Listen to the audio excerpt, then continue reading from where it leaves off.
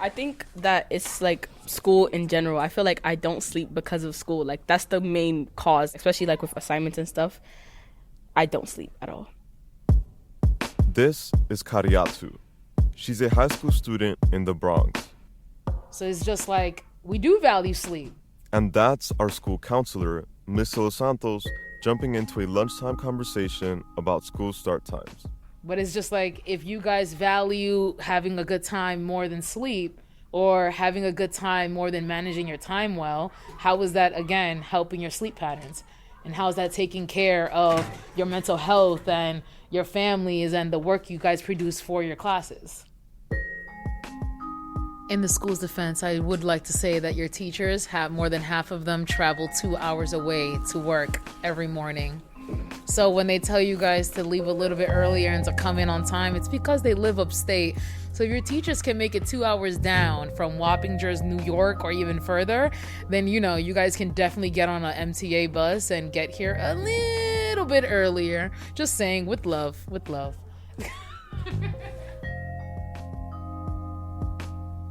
My name is Jose Santana, and I'm a junior at Dr. Richard Izquierdo Health and Science Charter School in the Bronx. You're listening to the Miseducation Podcast, Season 7, Questioning the Status Quo. This is Wake Up Call, Why Schools Need to Start Later. This episode is about school start times, the impact they have on teens, and why they desperately need to change. My classmates are not happy with my school's 8:20 a.m. start time, and honestly, neither am I. I've missed that first bell so many times. I had 12 tardies and 4 detentions in the past quarter alone, just from being late. And I'm not just late, I'm tired. So when I get home, I'm physically exhausted, my bones hurt, and I just want to go to bed straight away. But as a junior, each month is very important. College applications, SATs, and the coursework keeps getting harder. I just have too many responsibilities: homework, the internships I need for college applications, and the side jobs to support my family. School start times are a policy choice. Through my own experiences, I can see that starting too early is a problem. And I'm not alone here. But like for me, you said to get on the MTA earlier. The buses be packed, train be packed. This is my classmate Naticia. We're in a classroom. A good 7 students are sitting on the desks, and I'm going around with my microphone trying to catch what everyone has to say. Miss Los Santos is there standing, listening to our conversation. If you miss that bus, there might be another one coming in like 20 minutes. Now you extra late on top of that. So I just feel like it's just OD. And to your question before, the school does not care about your commute. They don't care. All they say is, oh yeah, you have to get here 2 hours earlier. Oh, the teachers get here too. Like they don't care about, like the students, like, cause it's hard. Like I don't understand. Depending on the day, like if it's like a Sunday and I have to go to school on Monday, then I'm getting like 5 to 6 hours of sleep. That's Kariatu again. I would say while school is like a priority for all of us, I feel like we're still people, so we still have lives outside of school. This is Anila. School is obviously a priority, but like we're stressed. This is why we don't get enough sleep at night. Or like me personally, I have to help out at home, or maybe I have to do something with my family, and so I have to wait to do work, which causes me to not sleep. And I'm doing my work, so I'm busy at night, be up at like 3 a.m. doing my work, and then I go to sleep at like 4 o'clock, and I gotta get up for school at 7 o'clock, so when you get 3 hours of sleep. Especially in low-income communities, students often have to juggle multiple responsibilities to support themselves and their families. Kind of like how I design websites for my businesses and attend 2 internships, including this one, in order to get some extra cash for my family. So, in the classroom, the students propose an ideal start time of 10 a.m., and Mr. Los Santos has very strong feelings about that. So by the time you guys come here, it's going to be 10 o'clock? And then what time do you guys think that you guys are going to get out of school? On top of that, like you guys said, you guys have lives outside of the school building, right? What about the teachers?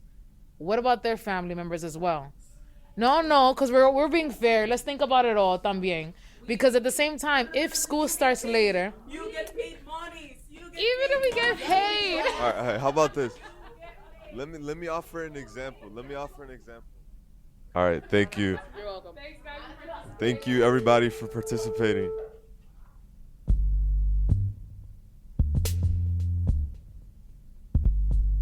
The first public schools were opened in the 19th century, and their main goal was to take care of the children of day laborers. So they organized the school day around the industrial workday, allowing parents to drop their kids off before work. And back then, you'd be working in factories from dawn until dusk. What this tells me is that the mental health of students was not taken fully into consideration when these start time decisions were made. And check this out. According to recent studies, only about a third of American teens reported getting at least 8 hours of sleep on an average school night. And the American Association of Pediatrics says that the average American teen is best suited to wake up at 8 a.m. or later. But in New York State, a whopping 97% of high schools start before 8:30 a.m. So you do the math. Implementing a later school start time can be difficult for school districts, families, and members of the community. I get it. But there is strong research arguing that the health benefits for teens outweigh any potential negative consequences. I've been working in sleep since 1998. This is Michael Gradisar. Michael is an Australian clinical psychologist and the head of sleep science at Sleep Cycle, an app that helps people monitor and improve their sleep. I've seen so many times that if a teen is really not getting enough sleep during their teen years, that can determine their pathway into young adulthood. You know, are they going to be dropping out of school? Are they going to be suffering from some severe mental health issues because of their sleep? Mm-hmm. You know, we've looked at, say, for example, the research linking depression and sleep has been seen as a symptom of depression. Even the depression experts now are saying sleep is really important. Like, that's a symptom that's coming up far more than even sadness when it comes to depression. Yeah. But people don't understand that if you start to screw up your sleep, you are then opening up the door to poor mental health, for example, and that's harder to treat. Poor mental health definitely is harder to treat, and poor sleep is often what gets us teenagers to that level. So genetically, I'm a poor sleeper. In my teenage years in particular, I really struggle to sleep. This is The Sleep Geek. So yeah, as you say, I am known as The Sleep Geek. My name is James Wilson. I am a sleep expert. I'm based in the UK in a place called Wakefield. And my whole thing is around helping people understand sleep better. So I take the stress out of sleep. One of the reasons we don't sleep very well is when we don't understand ourselves. So what's our body's natural rhythm? Are we a good sleeper or a poor sleeper genetically? On how much sleep do we need as individuals in terms of quality and quantity? We look at that, and then we look at how we reduce the stress around sleep. This really makes me curious. Is it harder for teens to sleep in the first place? I would say it's harder for teens because we create a day that doesn't meet with a teen's natural rhythm. So it is important. Like when you're growing, it's important because you physically recover. Like your growth hormones are created during sleep, so you're growing. You need those growth hormones. What we're doing to our teenagers is actually actively creating schedules that make sleep harder. Why would we? And so, on the topic of school start times, we need schools to start later. We need to understand teenagers' natural rhythms, and we need to give you the best chance. When we're talking about a teen well-being crisis, mental health issues, obesity issues, they're not exercising, they're not eating properly, they've got mental health issues. It's all down to TikTok. That's what adults are saying. It's not. Sleep is foundational, and if we take that foundation out, it makes life a lot harder. But the school system forces us to get poor sleep, and I still don't have a good answer for why. Time to go all the way to the top. After months of emailing, I finally got the chance to speak to my head of school, which is basically the person above my school principal. Her name is Miss Francine Cruz, and she worked her way up the school system over the past 30 years. So she knows a thing or two about why schools are the way they are. Oh, and we had this conversation at 7 a.m. in my school building. Ironic, right? Who's in charge of making the school start time decision? Is it you, the DOE? So I think charter schools have a little bit more flexibility in start times, but you have to remember there's other things involved. Like, for example, any students who take the yellow bus, right? The yellow bus runs at certain times and picks up kids at certain times. When I was in the DOE, and I was in the DOE for 27 years, as an administrator, I was not told you must start school at this time, but we do have, like I said, a range, so between 8 and 8:40. I generally believe that school should start a little bit later. I agree with that. And then I think that teens should have a little bit more time to sleep because studies show that, it actually is better for them to get a little bit more sleep. For us, like I said before, it's difficult because we also don't want to be here at 5 p.m., right? So I think that the latest should be 9 a.m. Well, 9 a.m. is definitely a start, and other schools around the city have done this already, like the Academy for Careers in Television and Film in Queens and the Academy for Software Engineering in Manhattan. If you had the opportunity to set the minimum start time for schools in New York City, what would you choose and why? I would say 9 o'clock because I feel like it's like the perfect time. It's not too late. It's not too early. Like, it's around where people start to get to school. I feel like there's nothing wrong with 9 o'clock. 9 o'clock is awesome. We may have found a compromise that works for students and adults.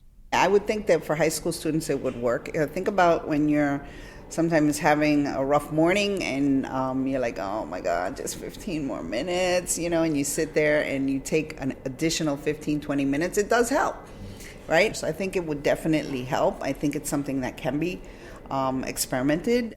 I expected more resistance from Ms. Cruz, but it sounds like she's open to giving a later start a try. That move would be expert approved. Here's Michael again. If you look at other countries in the world that manage to sort of do well for their teenagers, 8:30 seems to be almost like the minimum. And, some schools are 8:45, some are 9 o'clock or closer to it. And I think it's not just teaching the teenagers, it's also teaching the teachers, but it's really crucial that parents understand what's going on as well, because any time that we've improved teen sleep, whether it's face-to-face, one-on-one with the family or in schools, when parents are involved, that helps a teenager. James, the sleep geek, said that if schools start later, we will see the stuff that leads to better education, your mental health improving, your ability to eat healthily improving, your ability to exercise improving. That will then, all those things will mean that you learn better, because those things plus sleep are the things that help us just be better. It makes you a better person. It really does. So many districts, cities, and countries have made the choice to start school later. And honestly, I think it's about time New York City does it too. It'll take some getting used to. Parents, teachers, and administrators will have to be flexible at first.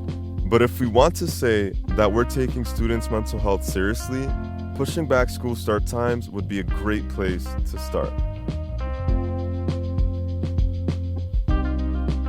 This episode was reported by me, Jose Santana, with production and editing support from Harry Huggins, Esther Alatiche, Sabrina DeKenney, Mira Gordon, and Taylor McGraw.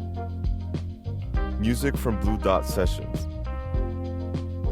Special thanks to Erica Wong and Good Studio, as well as Hindenburg Systems. The Miseducation Podcast is a program of The Bell. Our work is made possible in part by the Pinkerton Foundation, the Summerfield Foundation, and FJC.